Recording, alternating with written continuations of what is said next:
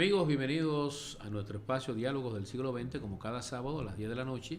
Estamos en YouTube y nuestra plataforma especial Generación 50 para llevar a ustedes estos encuentros, estos diálogos, estas conversaciones horizontales con expertos en diversas áreas y personalidades del mundo del arte, del espectáculo, de la política, de la República Dominicana, y también hemos tenido invitados aquí de Cuba y de Puerto Rico también.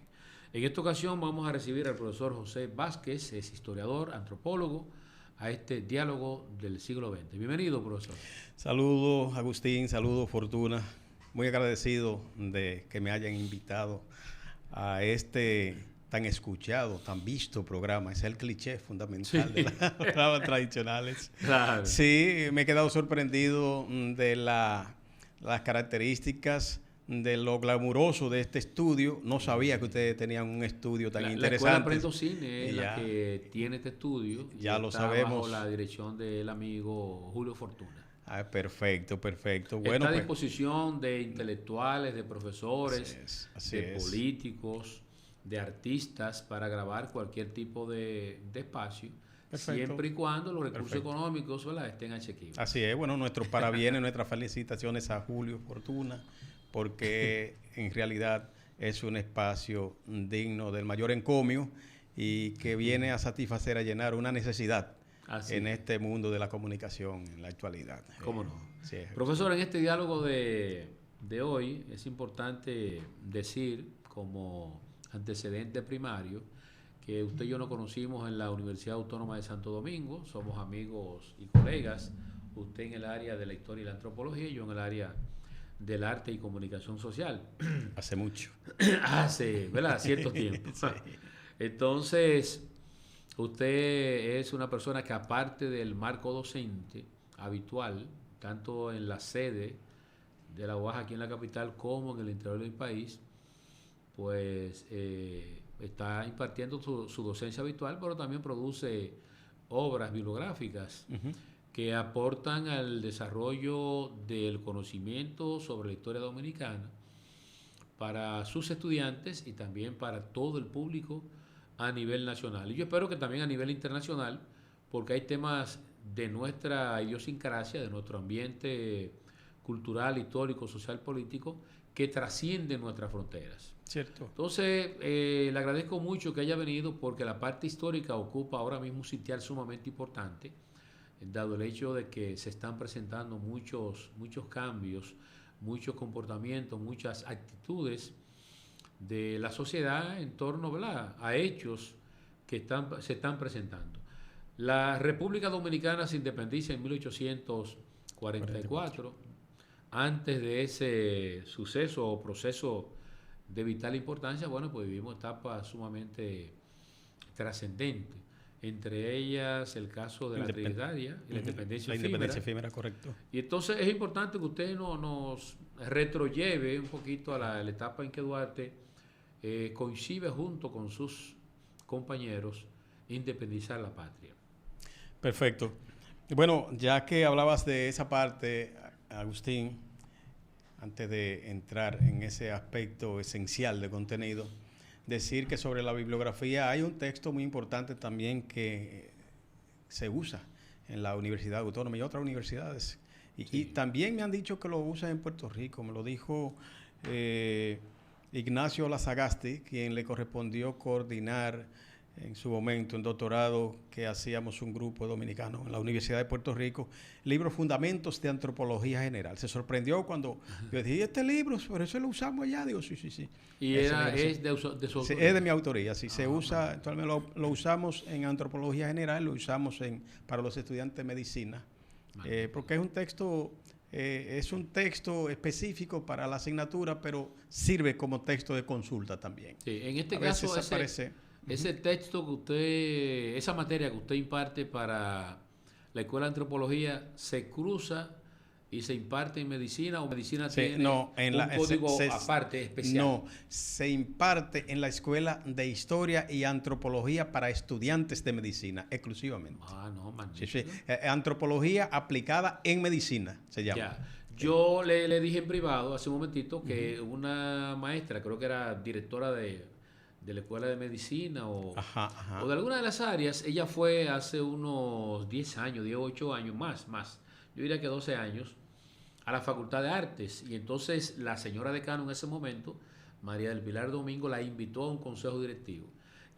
Porque la profesora quería explicar por qué razones ellos querían anatomía artística dentro del pensum de medicina. De verdad que los artistas de diferentes áreas, pero sobre todo la parte plástica, usted sabe que son dibujantes, que son artistas plásticos y que son escultores también. Se encontraban extraños que medicina esté solicitando que los profesores de arte le impartan a ellos anatomía artística. Como usted señaló hace un momento, antropología en medicina tiene mucho que ver. Claro. Y también anatomía artística tiene mucho que ver. Y ellos estaban buscando la visión del artista sobre la anatomía humana. Yo creo que es vital. Todo el conocimiento está interconectado. Bueno, pues yéndonos al contenido de tu pregunta, Agustín, debemos decir que una visión panorámica previa a la independencia no puede perder de vista el valor que tiene el hecho de que un muchacho, un niño como Juan Pablo Duarte, con apenas 9 años cumplidos cuando se produce la ocupación haitiana en 1822, pues ya se viera unos años después, 6 años después, precisado a salir del país en un autoexilio o un exilio inducido por sus padres para que este niño no continuase siendo educado al influjo de una cultura tan extraña como lo que representaba en ese momento los valores y las tradiciones, tanto en lengua, en religión, en tradiciones de toda índole, cultura, de los haitianos sobre los dominicanos, que ya éramos dominicanos, porque el pueblo dominicano se forma en el contexto del siglo XVII, desde el punto de vista étnico-cultural, el punto de vista étnico-racial. Ya se puede hablar del pueblo dominicano, que no nos hubiésemos definido como tal hasta la España boba o la independencia efímera, bueno, eso es otra cosa, pero y que no nos proclamásemos como república, sino hasta 1844, 27 de febrero de 1844. Esos son criterios jurídicos legales que poco tienen que ver a veces con la identidad, con la diversidad de elementos que comprenden la identidad. Y ciertamente la identidad del pueblo dominicano, que está definida por su religión, por sus lenguas, por sus tradiciones culinarias, por sus bailes, por sus danzas, por su música, y todo lo que tiene que ver con las costumbres agrícolas, con las costumbres, las diversiones, las actividades lúdicas y demás. Ya la iglesia, ya eso estaba muy bien definido para cuando vienen los haitianos acá. Por eso no se puede hablar de colonización haitiana durante 22 años. No hay dominación política. Dominación política, no hay un solo elemento cultural que uno pueda identificar como herencia, como legado de la ocupación durante 22 años, porque ya el pueblo dominicano tenía todos sus valores establecidos sobre la base de la hispanidad, y por eso se reivindicó a la madre patria previo a la proclamación de la independencia efímera, que ese periodo natimuerto de la España boba, en la que los dominicanos vencimos a los franceses cuando Juan Luis Ferrán, con Kerverseau y Leclerc a la cabeza, quisieron reivindicar el Tratado de Basilea, que se firma en 1795 y que cedía esta parte, lo que hoy es la República Dominicana, a Francia, a cambio de una posesión en Gibraltar, en el África, a España. Entonces, de 1795 a 1801, en que Toussaint asume la primera tentativa de ocupación, de unificación de las dos partes, arguyendo la supuesta indivisibilidad e unicidad de la isla. Sí. Entonces, ese impacto del Tratado de Basilea es definitivo para que Toussaint inicie ese proceso. Entonces tuvimos a los franceses, entonces tuvimos a Dessalines en 1805 con el bien sazonado de Güello de Moca, hay muchos mitos y hay realidades ahí. Un conjunto de elementos que son dignos de ser revisados, de ser analizados, no en un solo encuentro, no en un solo conversatorio, ni en un panel que conllevarían una multiplicidad de paneles que se llevan enciclopedias, porque el proceso de lucha del pueblo dominicano por su identidad política, sobre todo política, frente a Haití, frente a España y incluso frente a los Estados Unidos, cuando ya en 1871, cuando gobernaba Báez, hubo tentativa también de yugular, de someter al pueblo dominicano. En 1804, cuando gobernaba también, en 1904, cuando gobernaba Carlos Morales Languasco, vino por aquí, por Villa Duarte, el área que entonces se llamaba Pajarito, entraron por ahí tratando de, y luego hubo otra en el 16 y entonces hubo por otra ahí mismo en el 65. Por Pajarito, por Villa Duarte, hubieron bombardeos. Claro, bombardeos. Traigo todos estos elementos sobre las tentativas de ocupación y de invasión de los Estados Unidos para demitificar un poco que ha habido dos ocupaciones de los Estados Unidos, la de 16 y la de 65, no son unas 3 o 4 que ha habido importantes. Pero volviendo al caso de los orígenes de la Trinitaria, que es la pregunta, el papel de Duarte, bueno, Duarte entonces se prepara en el exterior y viene imbuido de los valores liberales tanto de la Francia revolucionaria, ¿verdad? De aquella Revolución Francesa, 1799, y ya en el 16 de julio de 1838 está preparado para formar un partido político. Claro, eso no se decretó el 16 de julio de 1838, ya desde el 34, 35, 36, ya Duarte venía cabildeando con los fundadores de la Trinitaria, que eran 9 en principio, que luego se fueron adicionando. Entonces, ese es el partido político que va a constituir el muro de contención de la continuación de la ocupación haitiana, que definitivamente no sabemos qué hubiese pasado si no rompemos con esas cadenas. Hay un hecho, profesor, que está dentro de ese trayecto, vamos a decir que de 1801 a 1822, que ocurre y se llama la independencia efímera. La independencia efímera. De José Núñez de Cáceres. Fue rector de nuestra universidad. Sí, lo traigo a colación por lo siguiente. Yo creo que es un hecho histórico que no ha sido como dimensionado en la envergadura y el significado político y simbólico que pudo haber tenido en esa generación de jóvenes que Duarte encabezaba.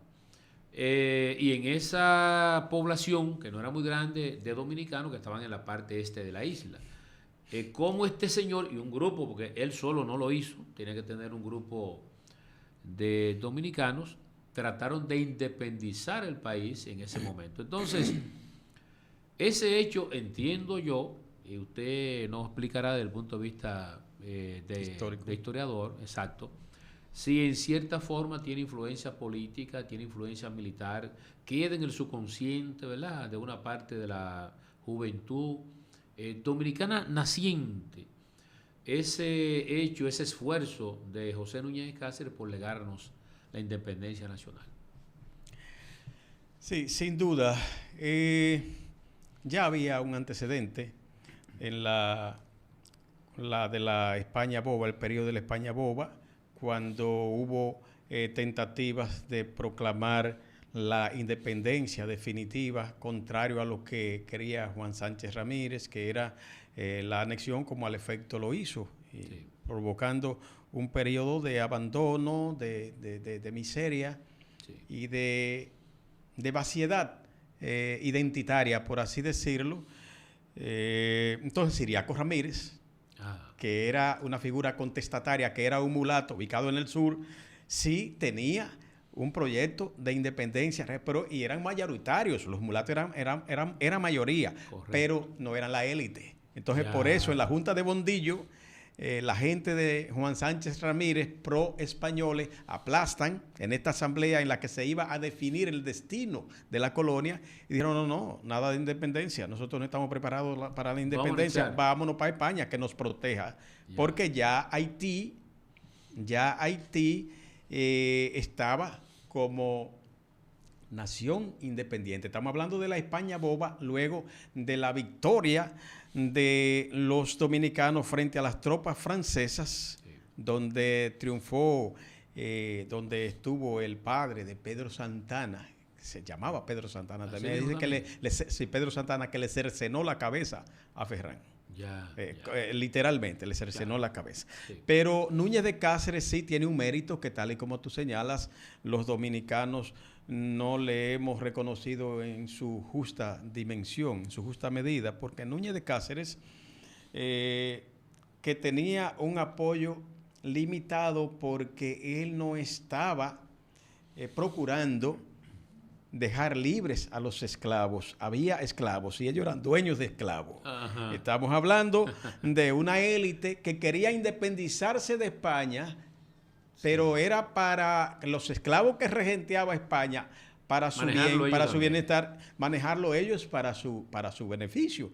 Entonces, ese es uno de los factores que entra en contradicción con Simón Bolívar, libertador, sí, que Núñez de Cáceres estuvo en contacto con Simón Bolívar, sí, y además... Y requería su apoyo, eran amigos. Claro, eran amigos, pero más amigos eran Pétion y Simón Bolívar, porque Pétion le había proveído, sí, armas y municiones para la independencia hispanoamericana. Sí, de todo Sudamérica. De todo Sudamérica. Sí. De manera que fueron muchos factores que contravinieron la posibilidad de que nos mantuviésemos integrados a la Gran Colombia, donde estuvimos integrados de manera efímera, y que esa independencia también fuera por un periodo breve, el nombre de efímera, que duró apenas unas 5 semanas, duró tal vez un mes y una semana, sí, ¿verdad? Sí, de diciembre de 1821 a febrero, al 9 de febrero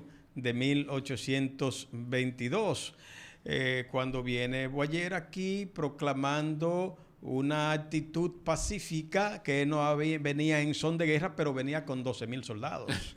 Bueno, ¿qué usted quiere más de ahí? Venía con 12,000 soldados. Entonces, Núñez de Cáceres, un hombre de luces, un ilustrado, un intelectual, fundador del primer periódico dominicano, sí, ¿verdad? Sí, sí. Va a entrar en razones y no se expondrá a lo peor, porque con un ejército diminuto, sí, malamente apertrechado, sí, no era correcto. No era un ejército. La gente dice un ejército. No era un ejército. Le entregó la llave, pero sencillamente se cruzó de brazos. Sí, sí. Un grupo de dominicanos que estaban dispuestos a defender la patria, a inmolarse, pero no estaban debidamente preparados para defender. Así es, pero había un interés, hubo una primera tentativa de independencia, porque sí se proclamó la independencia.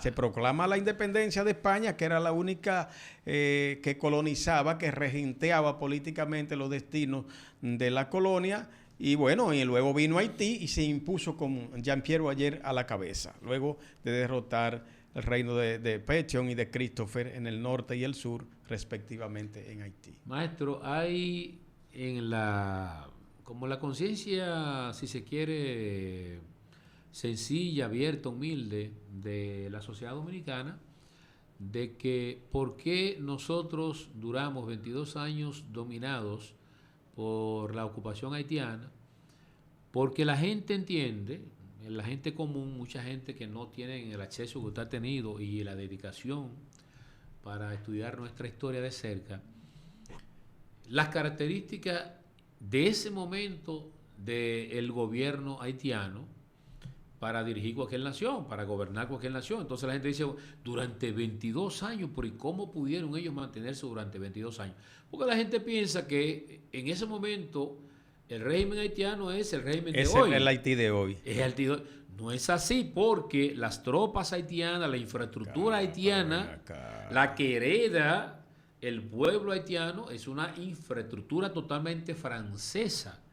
Y la preparación del soldado haitiano viene precisamente del soldado francés, que para esa época era una fuerza imperialista con conocimientos armamentísticos y además de eso eran soldados dirigidos por Napoleón Bonaparte. Solamente la fiebre amarilla, los mosquitos y otras adversidades más de la naturaleza pudieron impedir que la dominación francesa no se impusiera en toda la isla o por lo menos la parte española. Entonces es bueno que usted, en su condición de historiador, le diga a la gente, bueno, es que durante esos 22 años nosotros no estamos dominados por el Haití de hoy, estamos dominados por una fuerza política y una fuerza militar, sobre todo militar, muy poderosa en el continente, al extremo de que le estaba prestando armamentos y fortalezas a Simón Bolívar para lograr la independencia de todos los estados suramericanos. Imagínense ustedes. Bueno, Agustín, ha planteado unas razones comparadas, muy dignas de ser ponderadas, porque ciertamente cuando tú ves al Haití de hoy sin conocer la historia, sin ir a la fuente de la historia, tú dirás, bueno, pero este pueblo lleno de miseria, lleno de calamidades, lleno de limitaciones, una economía, una sociedad de subsistencia, ¿cómo es posible que va a poder enfrentarse a un ejército como el dominicano o a un pueblo como el dominicano? Pero no, has dado en la diana. Efectivamente, de lo que se trata es de un Haití, el Haití post-revolución, el Haití del primer lustro del siglo XIX. Que se libera de Francia y declara su independencia. Pero ven acá, es que primero que todo el mundo en el continente, profesor. Es que los esclavos de Saint-Domingue o de Saint-Domingue vencieron al imperio más poderoso de la tierra en ese momento. Correcto. Vencieron a las tropas napoleónicas. Sí. Pese a que Napoleón proclamó a esos negros, atrápenlos vivos o muertos, cuando Vicente Diogué, jefe de los mulatos, que lo mataron aquí, cruzó a la parte este y aquí lo degollaron, sí. Proclamó, exigió Vicente Diogué en nombre de los mulatos que Francia les reconociera la libertad a ellos también, dado que Francia había proclamado la igualdad de los derechos del hombre, la igualdad entre todos. Entonces, asumiendo que los esclavos eran cosas, que los esclavos eran propiedades, Napoleón dijo, no, pero la libertad es para la gente. La igualdad es para los humanos. Sí. Los esclavos son esclavos. Y esclavos se quedan. Sí, pues será la lógica del eurocentrismo, del francocentrismo en ese momento. Es decir, que eran muy liberales, eran muy democráticos, pero para las élites, para sus pueblos, entre ellos. Pero cuando se trataba de la otredad, cuando se trataba del otro, del subordinado, del marginado, del extraño, del esclavo que ellos habían comprado, que ellos compraban a 60 pesos, a 50, a 90, cuando más. No existe libertad para era otra cosa totalmente distinta. Entonces, la situación económica, social e ideológica de los haitianos en ese momento, cuando ocupan esta parte, era de una superioridad y una solidez asombrosa. Ni pensar que la colonia de Saint-Domingue aportó a Francia durante mucho tiempo la 4/5 parte del Producto Bruto Interno de Francia. Cualquiera dice, no, pero esto es un mito, ¿no? La 4/5, estamos hablando del 80%. Hay quienes hablan hay quienes hablan de 3/5 parte, pero 3/5 parte o 4/5 parte, estamos hablando entre un 60 y un 80% del Producto Bruto Interno de una economía imperial. Sí. Entonces, patrocinando el ejército napoleónico y toda la oligarquía francesa de ese momento. Estaba esta colonia. Que aportaba más la economía de Saint-Domingue, que entonces no era economía haitiana, aportaba más al imperio francés que todas las colonias juntas que tenía Francia en ultramar. Uy, por eso es increíble. Esa fue la gente que nos dominó y ese era un referente para nosotros. Nosotros queríamos ser como los haitianos desde el punto de vista de las condiciones de vida, del poder, de los pertrechos y de la formación de la capacidad que tenían para manejar cosas. Francia Haití abole la esclavitud aquí. La abolición de la esclavitud En Santo Domingo. En la parte española. En la parte española. No llamarle Santo Domingo todavía. Es una obra de los haitianos, es una obra de Boyer, específicamente.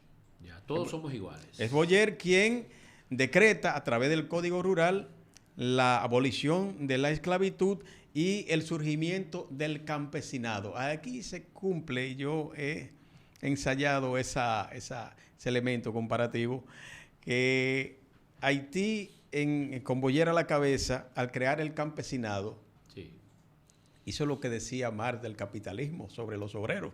Dice que el capitalismo crea sus propios sepultureros, que son los obreros. Entonces, los haitianos crearon sus propios sepultureros, que fueron los campesinos. Porque esos campesinos, esa peonía fue la que básicamente, la que de manera determinante utilizó Pedro Santana, que sin duda fue el machete, la espada principal en este proceso, que lo único que sabía era matar, claro. Correcto. Lo único que sabía era matar y definir estrategia, era un táctico, un estratega militar, un peleador, pero no un ideólogo de libertades ni nada de eso, porque esa es la discusión en que nosotros tenemos que concluir en que una cosa es el militar Pedro Santana y otra cosa es el ideólogo Juan Pablo Duarte, que son dos cosas totalmente distintas. Ya. Profesor, luego viene la independencia nacional en 1844, pero hay dentro de ese pasaje de 1822 a 1844 una vivencia, ¿verdad? Claro. Con la presencia haitiana en la parte española de la isla, que yo creo que no fue captada, no fue aceptada por la sociedad residente, ¿verdad?, de dominicanos en ese momento. Porque una dominación de tantos años es para que hasta inclusive se pierda el idioma del territorio dominado, creo yo, o una gran parte del idioma. Si no hubiese habido una solidez tan acentuada de nuestros valores y nuestras tradiciones culturales. Voy. Entonces, claro, no tenemos control en ese momento de las universidades, no tenemos control de los colegios, si existían, creo que sí, porque había muchos. ¿Por qué se cierra la universidad? Por eso precisamente.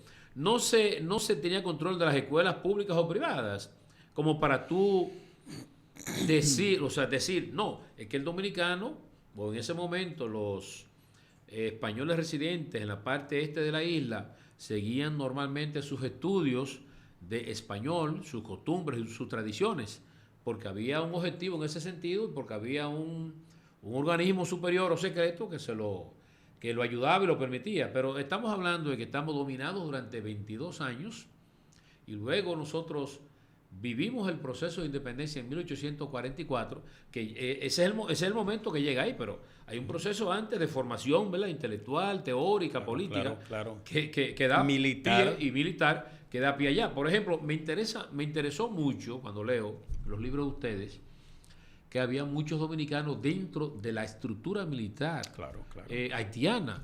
Y la intención no era solamente cobrar ese cheque o esos chelines en ese momento, ni ponerse el uniforme reluciente del ejército o la policía haitiana, sino aprender las tácticas, ¿verdad?, bélicas, para poder llevar en un momento dado precisamente la sublevación que se dio el 27 de febrero de 1844. Entonces, ese proceso de 22 años, profesor, yo noto que en ningún momento lo asumió el grupo de dominicanos que residía en la parte este de la isla. Claro que no. Bueno, y es un elemento digno de ser analizado porque a pesar de que se habla de eso, no se ha hablado lo suficiente, ni se ha expuesto, ni se ha explicado lo suficiente como para que se comprenda qué pasó en ese periodo de ocupación de 22 años, que se habla de la proclamación de la independencia nacional el 27 de febrero de 1844, pero antes de eso hubo muchas rebeliones. Tenemos la rebelión de los Alcarrizos, donde estuvo el cura González, donde estuvo otro apellido Nova, y donde hubo decapitaciones múltiples ahí, donde estuvo una rebelión donde estuvo Juan Jiménez, que es el ancestro de Juan Isidro Jiménez Pereira, de Juan Isidro Jiménez Grullón, de Juan José Jiménez Sabater y de todos esos Toda Jiménez. Una familia esos de Jiménez. intelectuales y una familia también Claro de que sí. patriotas. Juan Jiménez fue uno de los sacrificados en una de estas rebeliones. Si mal no recuerdo, fue la rebelión de los Alcarrizos, sí. Por el régimen dictatorial de Jean-Pierre Boyer. Yeah. Entonces, tenemos a su hijo, Manuel Jiménez. Manuel Jiménez, que también fue una víctima de la persecución de Pedro Santana, porque son liberales, los Jiménez han sido liberales de generación en generación. Sí. Así que el primer presidente que quisieron desprestigiarlo, como diciendo el presidente gallero, de que vivía en peleas de gallo y que por eso de que no logró consolidar un grupo de poder que le mantuviese bajo el control del poder. Pese a eso, lo que pasó fue que Jiménez fue víctima del odio, fue víctima de la persecución y de la intolerancia del sector de los ateros que encabezaba Pedro Santana. De suerte que todas estas manifestaciones, la rebelión de los Alcarrizos, entre otros eventos que hubo, son momentos que hay que tomar en cuenta para comprender cómo llegamos hasta la Trinitaria y cómo llegamos al secretismo, cómo llegamos al clandestinaje, por qué se optó por el clandestinaje, porque ya a la altura de la Trinitaria estábamos en una etapa de avance político, de desarrollo estratégico, de desarrollo táctico, en que ya conocíamos las tácticas de guerra, las tácticas de organización partidaria, la filantrópica, de la dramática y de la propia Trinitaria y de estos agrupamientos donde se hacían instituciones caricaturescas con objetivos simulados que era con el objetivo de luchar en contra del ocupante haitiano. En consecuencia, la Trinitaria política, este grupo político, este grupo élite, que no solo es el primer partido político que se organiza en la República Dominicana, yo diría que es el que ha dejado el legado más importante, el legado ideológico, el legado doctrinario, el legado organizacional, el legado en materia de disciplina, el legado en materia de mística, el legado en materia de confianza, de certeza, en los valores que tienen un conjunto de principios doctrinarios, de principios ideológicos para llevar a cabo un proceso de resistencia. Por eso, la Trinitaria no puede ser explicada ni concebida, ni el éxito de la lucha por la independencia nacional no puede ser entendida sin reconocer el carácter imprescindible de Juan Pablo Duarte. Porque dice, bueno, pero él salió huyendo. Digo, bueno, pero ¿y si se hubiese quedado aquí, qué hubiese pasado? Claro. ¿Qué hubiese pasado? Bueno, eso no le pasó ¿y por qué a Mella no le pasó? ¿Y por qué no le pasó a Sánchez? Bueno, pero ellos se integraron al proyecto de Santana. Claro. Porque la historia tiene que ser contada, la historia tiene que ser analizada completa. Sí, sí. Aquí no se dice, y yo soy más bien un analista de los problemas históricos que un narrador. Y la narrativa tradicional. Es mejor. Sí, claro, la narrativa tradicional nos ha vendido a los trinitarios como los seres inmaculados. Ninguno fueron inmaculados. Ya. Pero el menos dubitativo, el que menos vaciló fue Juan Pablo Duarte. Ya. Mella sirvió al gobierno de Pedro Santana. Sí. Fue ministro plenipotenciario en España en su momento. Mella fue un individuo que finalmente se reivindica, pero era gente más pragmática, era gente para el poder. Sí, Sánchez no era nada menos que el fiscal, que era abogado, era el fiscal de Santo Domingo cuando fue ordenada la ejecución de Antonio Duvergé, un héroe, un mártir, que Pedro Santana lo mandó a matar por envidia. Eso tiene que saberse. Y no estamos aquí pues estigmatizando a Sánchez. No estamos aquí quitándole mérito. No, es un héroe, es un prócer extraordinario que se reivindica tanto al grado que se inmoló y que es el único mártir de los tres padres de la patria, cuando viene que dice que no, que él no quiere que ninguno de sus compañeros pague la consecuencia de su decisión. Ante el gobierno que esa gente no tenía la culpa. Bueno, como quiera lo fusilaron a todos sumariamente. Sí. Pero Sánchez es uno de los primeros que viene con el grupo de la regeneración desde San Tomás. Otros dicen que desde Curazao, pero viene desde San Tomás e ingresa aquí a luchar en contra de la anexión a España, luego que Santana la proclama el marzo de 1861, el 18 de marzo de 1861. Quiero, profesor, que esbocemos un poco, sobre todo con sus conocimientos expertos en el área, la parte correspondiente a la restauración de la República. Antes quiero que hagamos una pausa, nos tomemos un cafecito, perfecto, un poco de agua y regresemos con la restauración. Tremenda oferta. Muy bien, gracias. Adelante, señor director.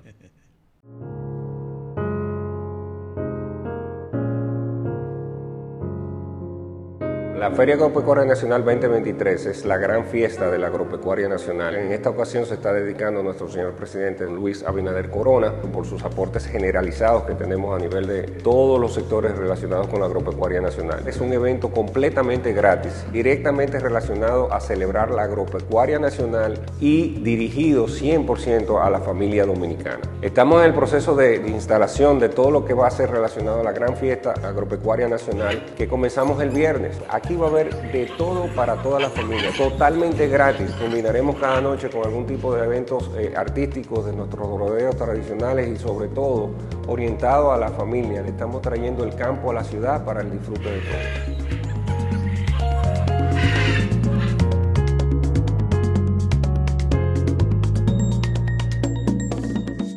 Bueno, entonces, maestro, regresando con usted de nuevo, dejamos abierto el tema de la restauración de la República.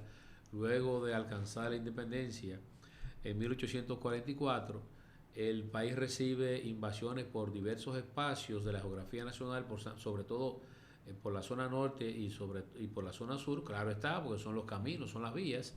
No es verdad que un ejército tan preparado como el haitiano en ese momento va a tomar la ruta del Pico Duarte, que es la parte céntrica de la isla. Entonces toma la parte que ya está abierta, que es por Mao, que es por Dajabón, hasta llegar a Santiago, que era una plaza importante. Y por el sur viene entonces por Barahona, por San Juan de la Maguana, y llega hasta Azo, llega hasta Baní también. Y en esos espacios geográficos, nuestros incipientes generales, militares también, se enfrentan a esos poderosos ejércitos haitianos, no solamente poderosos por la cantidad, ¿verdad?, de miembros que integraban estos ejércitos, porque tú dices, pero ¿y cómo nosotros podemos ganarle en ese momento, obtener la victoria a un ejército de 12,000 soldados preparados, entrenados, contra 2,500, 3,000 dominicanos, con machete, con palos, y yo creo que solamente con voluntad. Y con voluntad. Yo creo que no hay forma de que usted vista, es más, que usted presente un soldado dominicano con la ropa que supuestamente empleó en esas jornadas bélicas, profesor. Es así. Bueno, esa es la parte bélica y la parte de ideológica, la parte estratégica también hay que tomarla muy en cuenta. O sea, cuando accedemos a las razones por las que el pueblo dominicano aceptó la oferta de Pedro Santana de anexar la República Soberana como provincia de ultramar a España. Sí. Eso es una cosa. Y otra cosa es que ciertamente la Guerra de la Restauración es la única en la que aquí se peleó en todo el país. Cubrió todo el territorio nacional. Una guerra de guerrillas. Guerra de guerrillas que dirige Gregorio Luperón, Santiago Rodríguez, Gaspar Polanco, Pepillo Salcedo, Mansueta y demás.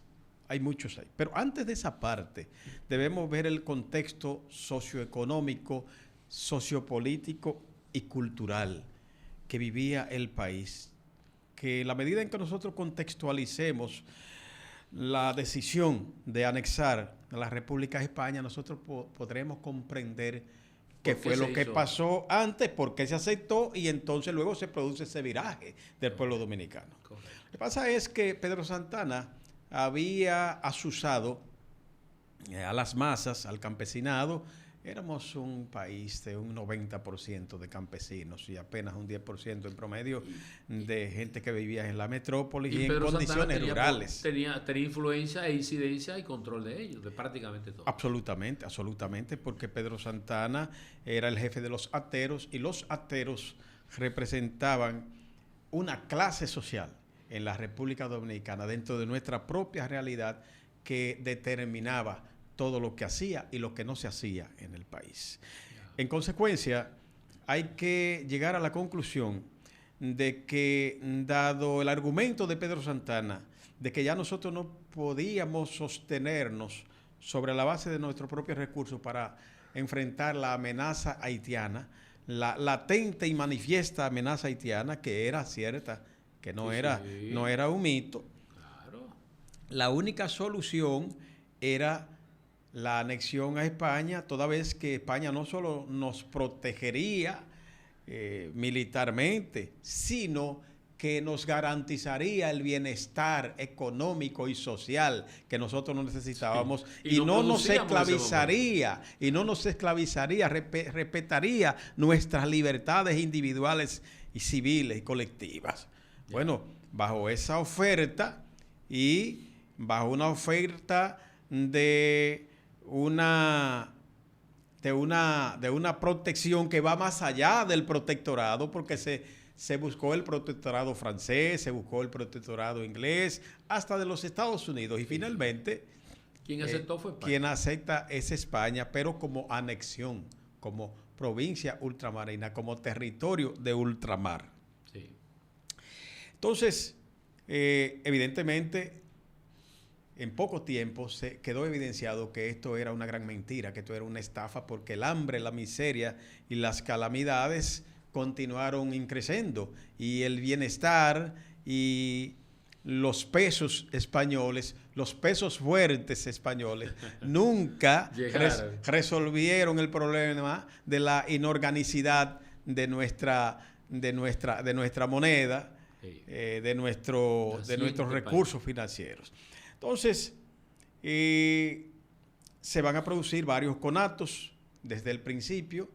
Decíamos que la anexión fue proclamada el 18 de marzo de 1861 y el grito de Capotillo, que es la proclama de guerra, es el 16 de agosto de 1863, sí, con Santiago Rodríguez a la cabeza. Todavía Luperón no era la cabeza de ese movimiento. En ese momento. Ni siquiera Gaspar Polanco, que decía uno de nuestros profesores, era Avelino, decía Avelino, profesor de lógica formal y dialéctica, Andrés Avelino, sí, el profesor de lógica formal y dialéctica, dice que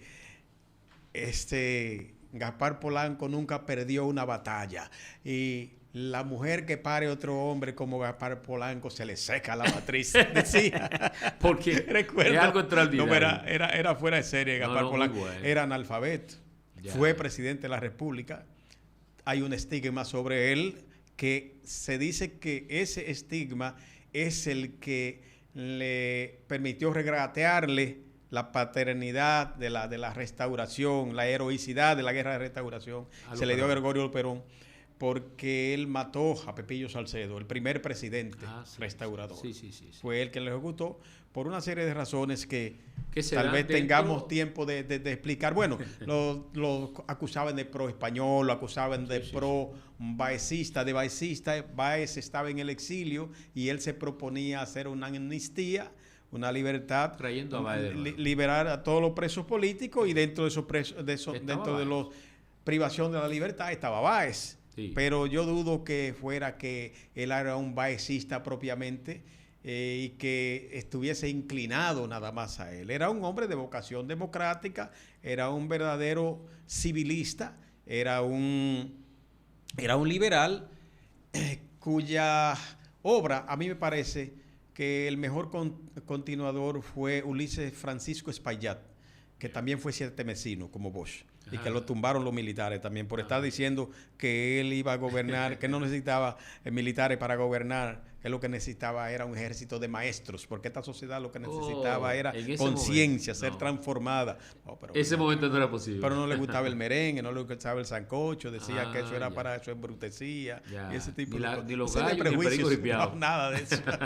Maestro, se da el grito de Capotillo y entonces, bueno, inician las hostilidades como parte de la restauración de la República. Como bien usted señala, esos enfrentamientos en todo el país son o constituyen, ¿verdad?, el enfrentamiento bélico más importante, creo yo, de todo lo que se han dado en la República Dominicana, porque como usted bien señala, se peleó en toda la República Dominicana, en todo el territorio. Sí.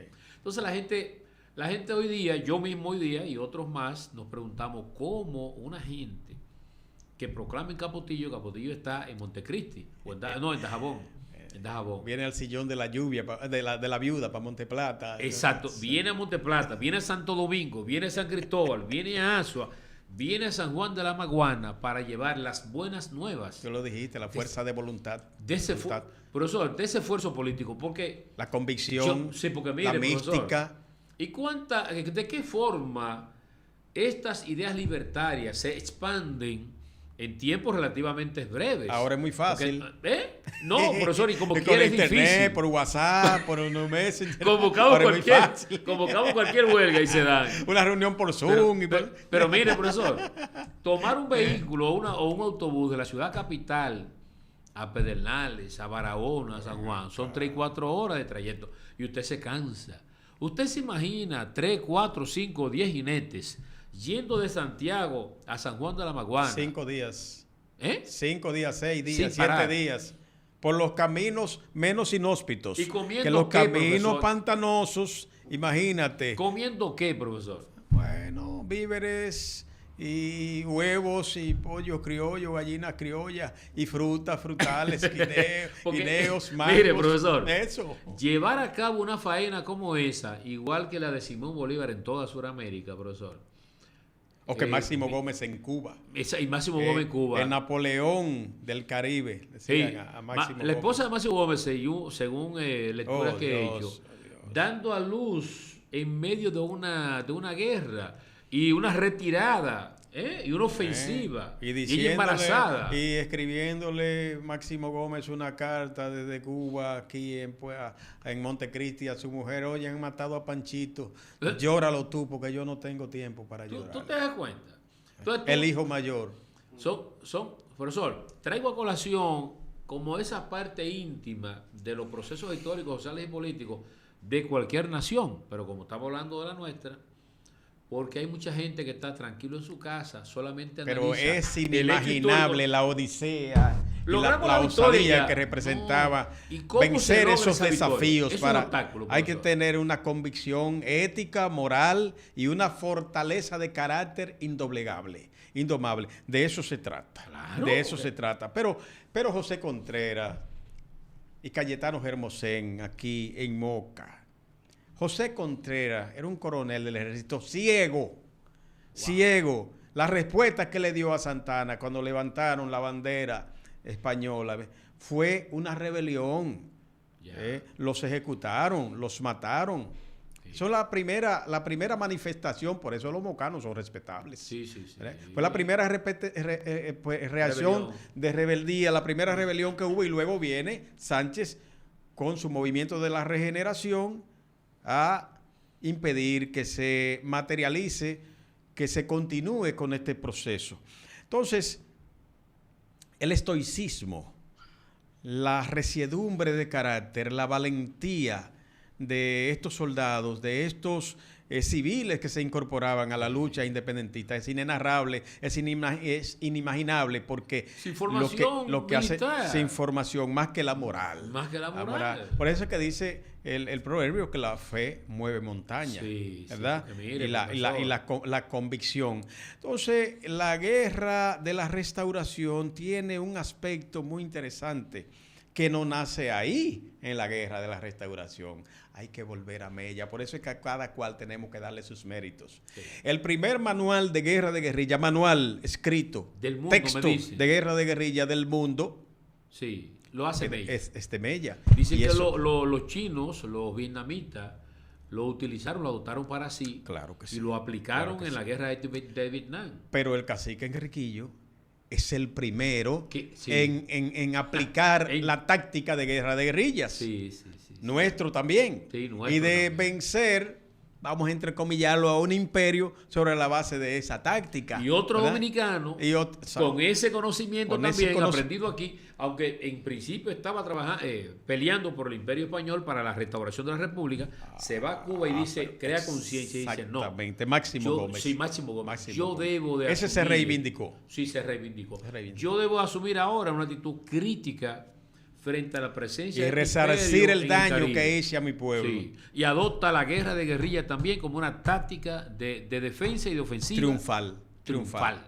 Y no 6 meses ni 3 meses, como son muchos conflictos bélicos. Desde la paz del Sanjón del 68, la guerra de los 10 años, hasta volver en el 95, cuando luego del tratado, del manifiesto de Montecristi, luego Martí lo sonsaca, por así decirlo, lo convence de que vuelva. La Revolución Cubana. Y va, y tuvo que asistir a la muerte de Martí allí, para él continuar con más determinación la liberación cubana. La liberación de ese pueblo. Entonces aquí Gregorio Luperón es el artífice de la aplicación de esos conocimientos legados por Ramón Matías Mella de la guerra de guerrilla, porque ese es un tremendo artista, un artista extraordinario en el arte de la guerra de guerrilla, Gregorio Luperón, que tuvo la virtud, que tuvo la grandeza, y por eso algunos quieren darle a él, transferirle a él la verdadera paternidad de la patria.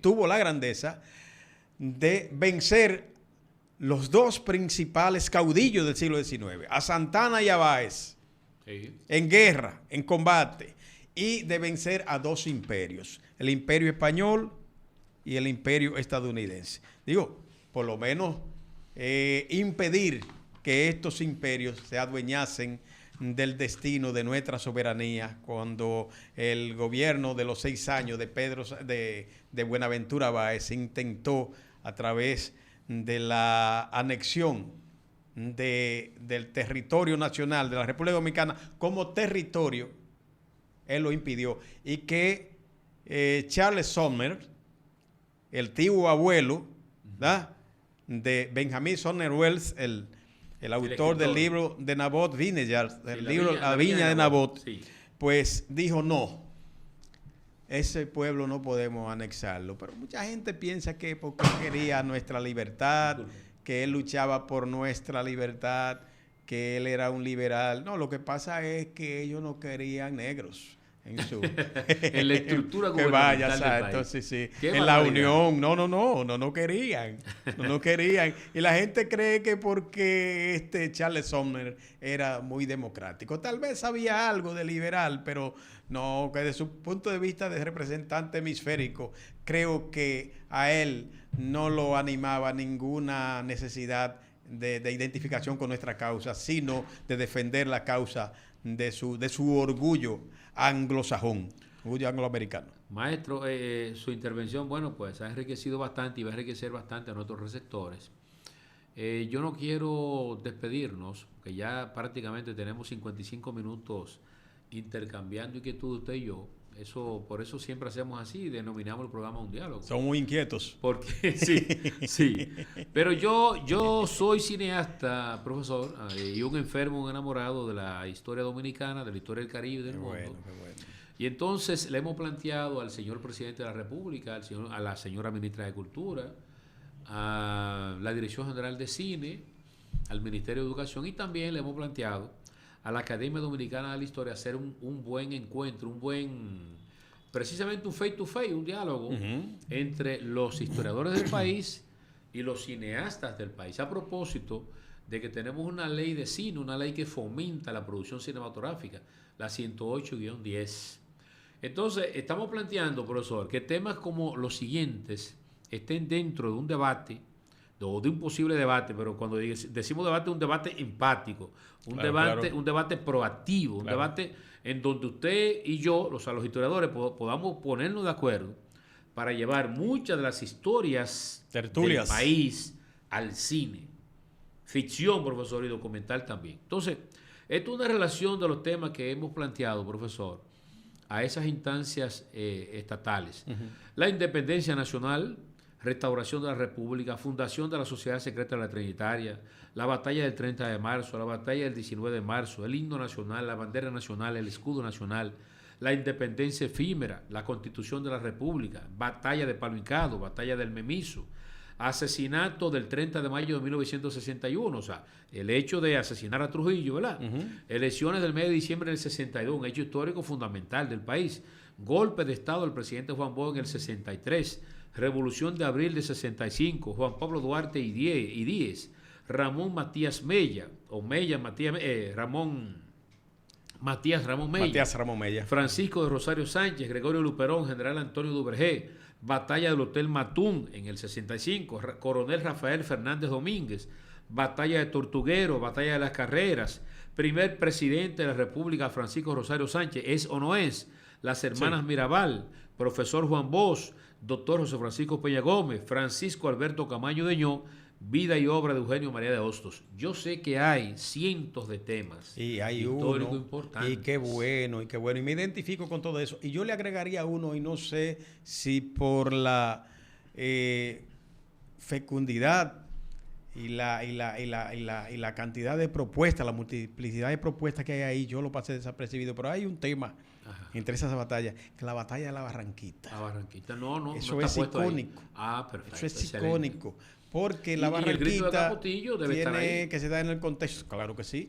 La batalla de la Barranquita, porque es que tiene una serie de rasgos, de aspectos épicos, que son dignos de ser, por los elementos tácticos que utilizaron los campesinos y los militares de ese momento, en ese lugar. Sí, de Carlos Daniel, de Maximito Grullón y el estoicismo con que se enfrentaron a la muerte prácticamente, a un imperio que vino aquí con más de 2.500 soldados y ellos eran apenas decenas. De campesinos, mal preparados. Que era lo que quedaba del Ejército Nacional Dominicano. Era lo que quedaba, la última trinchera. La última trinchera.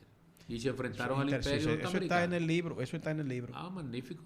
Entonces, profesor, lo que yo creo que tenemos que decir a la juventud en este momento, me agradaría que usted, en ese sentido, pues, hiciera ese llamado de que los cineastas que son jóvenes, recientes, valoren estos temas históricos y los propongan tanto al Ministerio de Cultura como a la Dirección General de Cine y al mismo gobierno central como propuestas de adaptaciones cinematográficas, porque la historia dominicana necesita ser llevada a la pantalla de los cines del país.